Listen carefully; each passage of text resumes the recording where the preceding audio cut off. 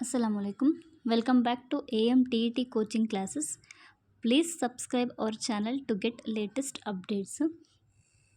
यहाँ पर आज हम साइकोलॉजी का एक इम्पॉर्टेंट टॉपिक इंडिविजुअल डिफरेंसेस के बारे में चंद एक क्वेश्चंस जो हमारे कोचिंग क्लासेस में प्रिपेयर्ड हुए हैं ये आपके साथ शेयर करने वाली हूँ। तो आप तमाम इस क्वेश्चंस को एक बार ध्यान से पढ़िए एंड इसके साथ साथ जो ऑप्शंस दिए गए हैं उसका भी इंफॉर्मेशन आपको यहाँ पर मिलता जाएगा। सो जो आपको इम्पोर्टेंट लगता है वो पॉइंट्स आप नोट डाउन भी कर लें। तो यहाँ पर देखिए पहला क्वेश्चन जो है वो the type of education where differently abled और स्पेशली एबल्ड भी कहते हैं ऐसे स्टूडेंट्स को ऑर्डिनरी स्कूल्स में इंक्लूड किया जा रहा है with the specialized education help and service. और इस सिस्टम ऑफ एजुकेशन को हम इंटीग्रेटेड एजुकेशन या फिर इंक्लूसिव एजुकेशन भी कहते हैं। तो पहले का दौर ऐसा था जहाँ पर स्पेशली एबल्ड बच्चों को हम डिसेबल्ड या फिर हैंडीकैप जैसे वर्ड्स का इस्तेमाल करते थे, लेकिन अब उन अल्फाज का इस्तेमाल करना जो है प्रोहिबिटेड है। यहाँ पर देखिए इंटीग्रेटेड एजुकेशन या फिर इंक्लूसिव एजुकेशन का मकसद ये है जहाँ पर students with disabilities and without disabilities learn in a same platform. यहाँ पर जो है इनकी शख्सियत मुतासर नहीं होना चाहिए। ये जो है चंद एक डिसेबिलिटीज़ जो है वो बाई बर्थ होने की वजह से इन पर इनकी शख्सियत पर असरात होने के जो है चांसेस रहते हैं यहाँ पर। तो इसलिए हमें इंक्लूसिव एजुकेशन या फिर इंटीग्रेटेड एजुकेशन का मकसद जो है ऐसे स्पेशली एबल्ड स्टूडेंट्स को हमारी नॉर्मल क्लासरूम में शामिल करना with the help of specialized education system. और नथिंग बट चंद एक बच्चे ऐसे रहते हैं जिन्हें समात या फिर बीनाई जो मुकम्मल तौर पर नहीं होती, इसका मतलब होता है नीम समाती माजूर बच्चे या फिर नीम तौर पर जिन्हें बीनाई से महरूम होते हैं, ऐसे बच्चों के लिए हम हियरिंग एड्स और विजुअल एड्स देकर उन्हें हमें नॉर्मल क्लासरूम में शामिल किया जा सकता है। इस टाइप ऑफ एजुकेशन को हम इंटीग्रेटेड एजुकेशन सिस्टम या फिर इंक्लूसिव एजुकेशन सिस्टम कहते हैं। यहाँ पर ऑप्शन बी देखिए फॉर्मल एजुकेशन।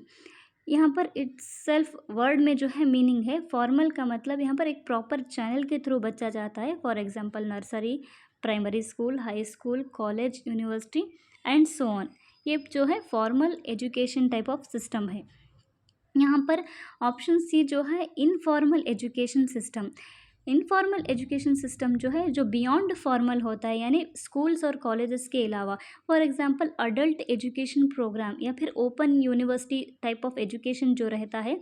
यहाँ पर जो रिवायती तौर पर जो क्लासरूम वगैरह के सहूलियात होते हैं वो नहीं होते। यहाँ पर एक तालिब इल्म या फिर जिससे सीखने की ख्वाहिश हो अपने तौर पर अपने तरीक़ों से सीखता है। यहाँ पर एक कोई प्रॉपर चैनल नहीं होता। Best example is nothing but adult education. तो इसका ऑप्शन जो है ऑप्शन ए सही जवाब है।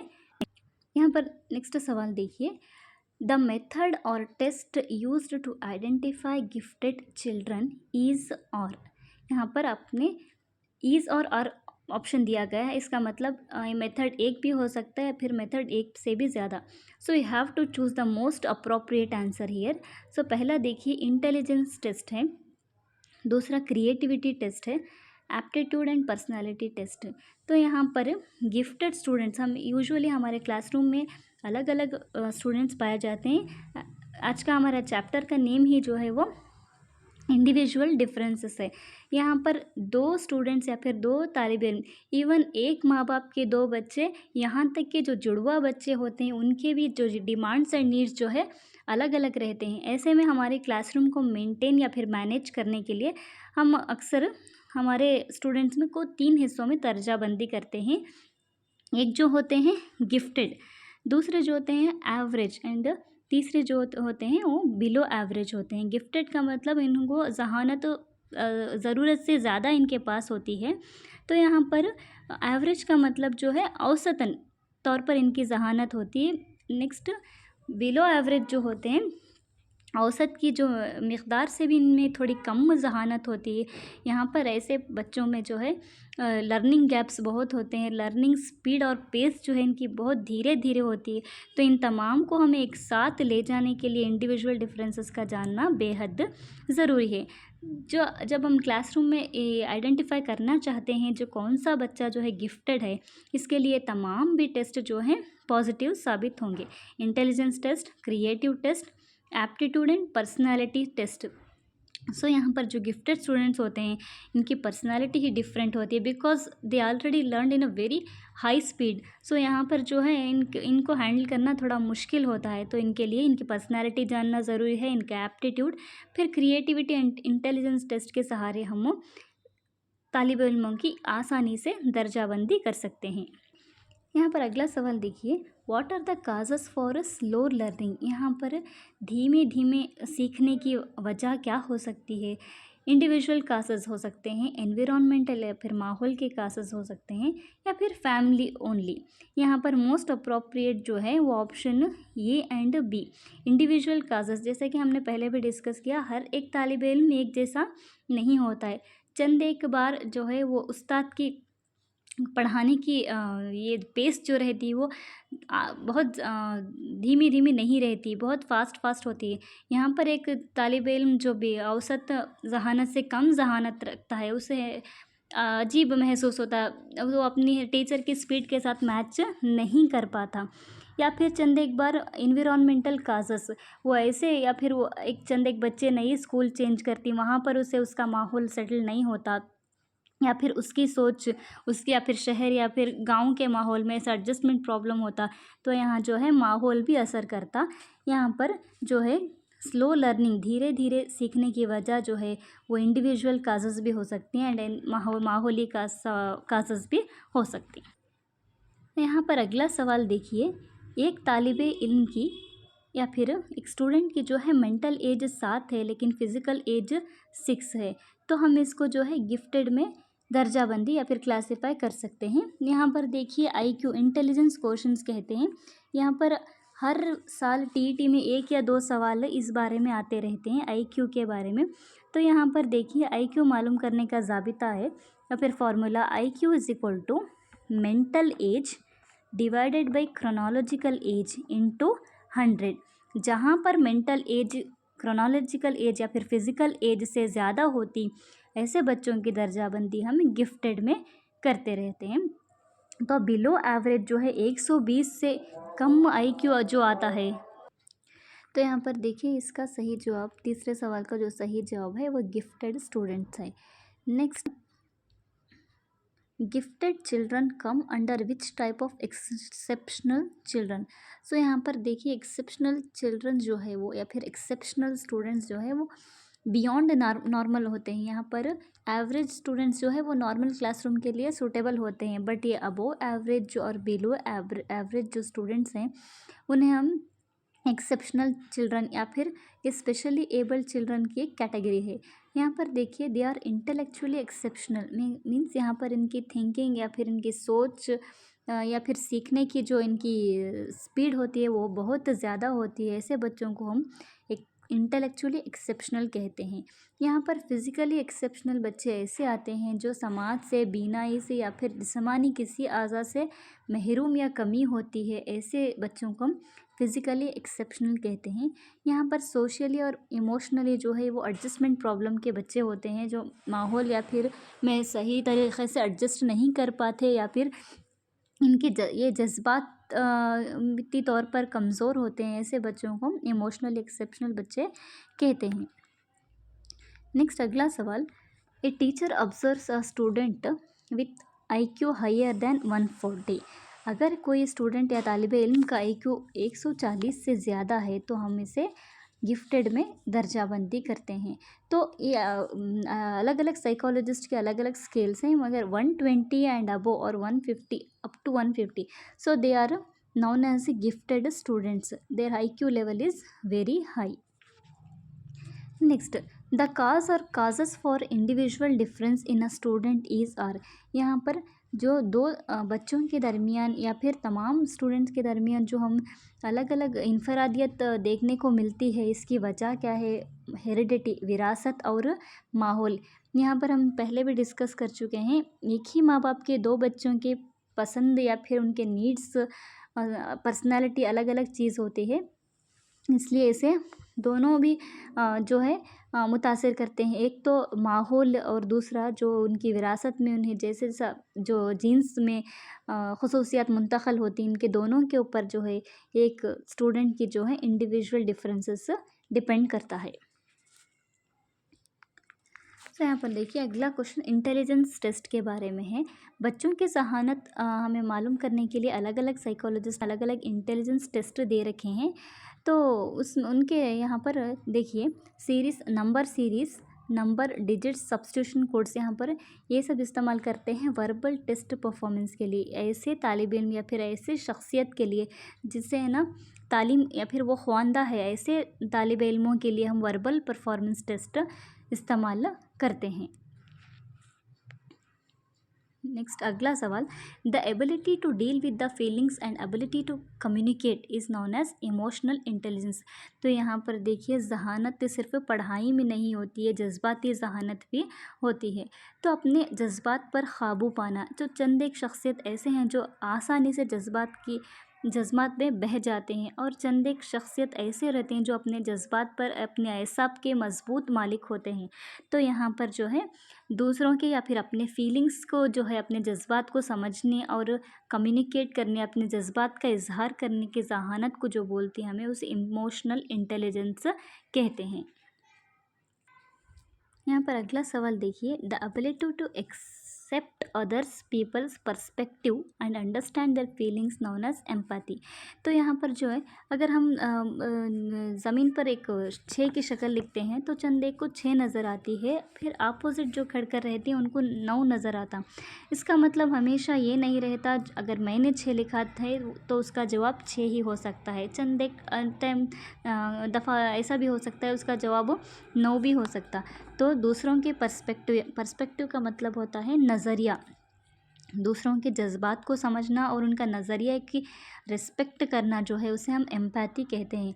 एक तालिब इल्म और एक स्पेशली एक टीचर में एम्पैथी की क्वालिटी बहुत ज़रूरी है। चंद एक मर्तबा उस्ताद भी गलत हो सकता है या फिर हमारे क्लासरूम में हमें ऐसे तालिब इल्म का सामना करना पड़ता है जो ऐसे जवाब देती जो शायद ही रिसर्च अब तक जो नहीं हो को है, फ्यूचर में ऐसा कुछ हो सकता, तो वहाँ पर हम उसके नज़रिए को नज़रअंदाज नहीं कर सकते। तो उसके पर्सपेक्टिव की जो है हमें रिस्पेक्ट करना, ये फीलिंग को हमें एम्पैथी बोलते हैं। यहाँ पर अगला सवाल जो है क्रिएटिविटी के बारे में है। The process of being sensitive to problems, कोई भी प्रॉब्लम्स के लिए हसास होना या जो है ना gaps in knowledge, searching solution, formulating hypothesis, ये तमाम जो है किसके कैरेक्टर? क्रिएटिविटी का मतलब जो है कुछ ऐसा ढूंढना जो new and novel to the society. So here in creativity we give stress to two words, that is new and novel to the society, to create something which is new or which is very flexible to the society and that is known as creativity. यहाँ पर इसका जवाब जो है creativity. Empathy जो हम पहले ही पढ़ चुके हैं, एम्पैथी मतलब दूसरों के पर्सपेक्टिव को अहमियत देना। सिंपैथी जो है काबिल रहम की निगाह से देखना जो है वो सिंपैथी है। यूजुअली हम क्लासरूम में काबिल रहम शख्सियत बच्चों को नहीं बनाना, चंद एक तलबा ऐसे होते हैं जो स्पेशली एबल्ड की कैटेगरी में आते हैं, तो हमें we have to normalize them. The main aim of inclusive education is not creating sympathy, just to create empathy, creativity and intelligence. यहाँ पर जो है हमें सिंपैथी या फिर काबिल रहम नहीं, खुद भी नहीं देखना और दूसरों को भी वो नज़रिए से नहीं देखना चाहिए। यहाँ पर देखिए नेक्स्ट अगला सवाल जो है क्रिएटिविटी एनहेंस करने के लिए एज ए टीचर हम क्लासरूम में क्या क्या कर सकते हैं। तो क्रिएटिविटी जो है it is nothing but an ability to think new and novel. As a classroom में चंद एक हम साइकोलॉजी की कोई भी किताब उठाकर देख लिया, आप लिख लीजिए आप, तो यहाँ पर activities are nothing but to increase the or enhance or foster creativity एक हेडिंग रहती है, उसमें है ना, इसमें से कौन से मेथड आते हैं। डेमोन्स्ट्रेशन मेथड नहीं आ सकता बिकॉज ये टीचर ओरिएंटेड है। Lecture come demonstration is also a teacher oriented method. But next programmed instruction जो BF स्किनर ने दिया था, ये भी जो है यूजुअली क्लासरूम के लिए हम तमाम तलबा की स्पीड मेंटेन करते हुए लेकर जा सकते हैं, लेकिन जो ब्रेन स्टॉर्मिंग सेशंस होता है वो गिफ्टेड स्टूडेंट्स के लिए बेस्ट होता है। तो brain storming session is nothing but one problem and many solutions. For example हम अक्सर जो आसपास देखते रहते हैं वो पोल्यूशन का कॉन्सेप्ट है। तो जब आप क्लासरूम में जाकर कुछ ऐसा सवाल कीजिए, for example how to prevent pollution from plastic, that is nothing but an example for brainstorming session. तो एक एवरेज स्टूडेंट से आपको नॉर्मल आइडियाज़ मिलेंगे, बट जो एक गिफ्टेड स्टूडेंट्स होते हैं वो अलग अलग ऐसे आइडियाज़ देते हैं जो शायद फ्यूचर में साइंस के लिए एक यूज़फुल वेपन होता है। नेक्स्ट अगला सवाल देखिए अपन, स्ट्रॉन्ग लाइक्स एंड डिसलाइक्स के बारे में यहाँ पर है। तो किसी का like and dislike is a very easy question, nothing but interest. हम रोज़मर्रा ज़िंदगी में अक्सर यूज़ करते रहे, हमारे तालिब इल्म इस अल्फाज इंटरेस्ट नामी लफ्ज़ यूज़ करते रहते हैं बिकॉज किसी को मैथ्स में इंटरेस्ट है, किसी को सोशल साइंस में इंटरेस्ट है, किसी को साइंस में इंटरेस्ट है। तो एक स्टूडेंट्स के लाइक्स एंड डिसलाइक्स को हमें एक वर्ड में डिस्क्राइब करके उसे है ना इंटरेस्ट कह सकते हैं। यहाँ पर देखिए, creativity means convergent thinking, imitation, कॉपिंग। यहाँ पर इमिटेशन मतलब नथिंग बट कॉपी करना, वो नहीं आ सकता है। इमिटेट और कॉपी करना दोनों ऑप्शन यहाँ पर नहीं आ सकते। कन्वर्जेंट थिंकिंग का मतलब है सोच जाकर एक नुक्ते पर मरकूज़ होती या फिर एक नुक्ते पर ठहरती, इसे हमें कन्वर्जेंट थिंकिंग करती। डाइवर्जेंट थिंकिंग एक नुक्ते से लेकर कई जगह कई सिमत जो फैलती हो ऐसे सोच को जो हम डाइवर्जेंट थिंकिंग कहते हैं। क्रिएटिविटी का मतलब ये अलग अलग तरीके से सोचना। अगर प्लान ए सक्सेसफुल नहीं हुआ तो plan B, C, D and many of plans बनाना, इसे हमें क्रिएटिविटी कहती हैं। फॉर एग्जाम्पल, अब हमें कहीं ट्रिप प्लान करते हैं, सक्सेसफुल ओके, और not successful we will have plan B. This type of sessions is known as creativity. So creativity is nothing but divergent thinking. We are not sticking on to a single idea, we have many solutions for a single problem and that is known as divergent thinking. सो देखिए अगला सवाल जो है IQ level. IQ level is nothing but intelligence quotient level of retarded children या फिर mentally retarded, इन्हें MR भी कहते हैं, जिन्हें हम अनट्रेनेबल, जिन्हें हम बिल्कुल भी ट्रेन नहीं कर सकते, ऐसे स्टूडेंट्स को जो कहते हैं वो IQ जो होता है बिलो 25 होता है। ऐसे स्टूडेंट्स को हम स्पेशल स्कूल्स की ज़रूरत होती है या फिर होम बेस्ड एजुकेशन हम इन्हें दे सकते हैं। यहाँ पर as a teacher it's a very difficult task to handle like this type of students because they are very weak at listening common commands, so it's unable to teach these type of students in a common classroom. So we find another category of mentally retarded children who are known as trainable mentally retarded students. So we can cope up with them with using training etc, or using special type of teaching aids we can cope up, or by giving remedial teaching or extra stressed work to them we can cope up with them. But the IQ below 25, it's a very difficult task for a teacher to include them under inclusive or common classroom or integrated education. सो यहाँ पर आखिर में आप please हमारा channel subscribe कर लीजिए, क्योंकि हमारे सब्सक्राइबर्स कम हैं और व्यूवर्स ज़्यादा हैं, आपको अपडेट्स हासिल करने में शायद थोड़ी दिक्कत होगी। तो यहाँ पर हम इंशाल्लाह बहुत जल्द इवैल्यूएशन, यहाँ जो इवैल्यूएशन जो है कंटिन्यूस एंड कॉम्प्रहेंसिव इवैल्यूएशन के बारे में भी question paper and pedagogy, psychology and other subjects में आपको क्वेश्चंस रिपीट होंगे। एंड उसके साथ साथ TET का क्वेश्चन पेपर भी है जो उसके सोल्यूशन के साथ एनालिसिस करेंगे साइकोलॉजी। सो प्लीज़ सब्सक्राइब कीजिए। Thank you.